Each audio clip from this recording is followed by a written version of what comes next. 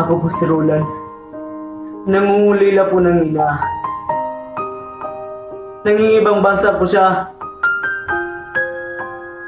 Iniwan niya po ako dito sa Pilipinas. Walang nag-aaruga sa akin. Walang nagbabantay sa akin.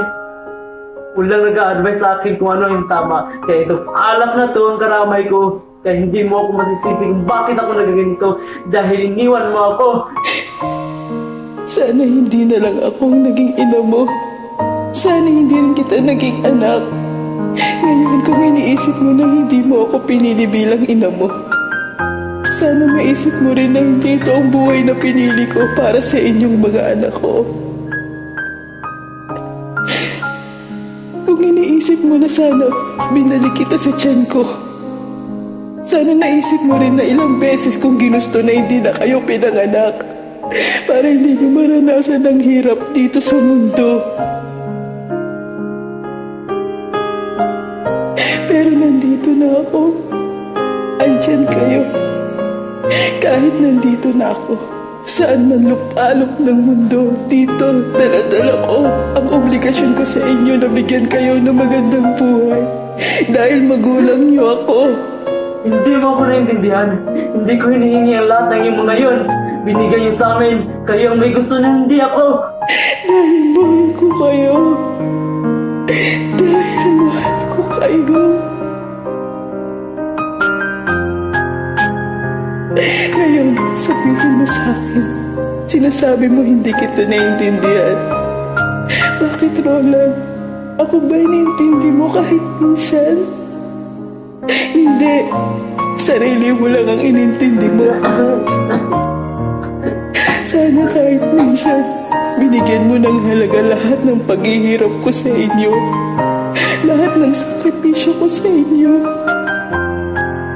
Sana tuwing umiinom ka ng alak, habang hinihit-hit mo ang sigarilyo mo, at habang nilulustay mo ang mga perang pinadala ko, sana maisip mo rin kung ilang pagkain ang tiniis kong hindi kainin para lang makapagpadala ako ng malaking pera rito.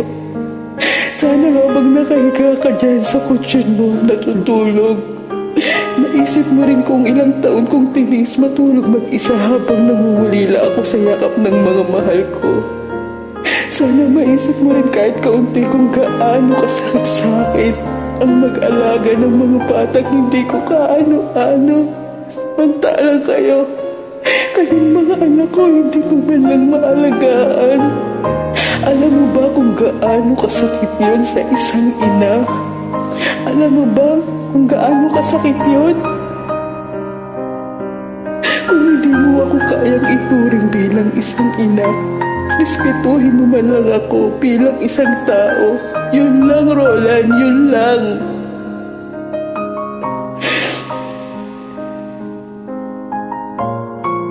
Nay, patawarin niyo po ako. Patawarin niyo po ako, hindi na po mauulit. Magbabagong buhay na po ako. Nay, hindi mo rin ako masisisi kung bakit ko yung ginawa. Handa po akong magbago na yun. Para po bumalik yung sarili ko. Magbago po ako.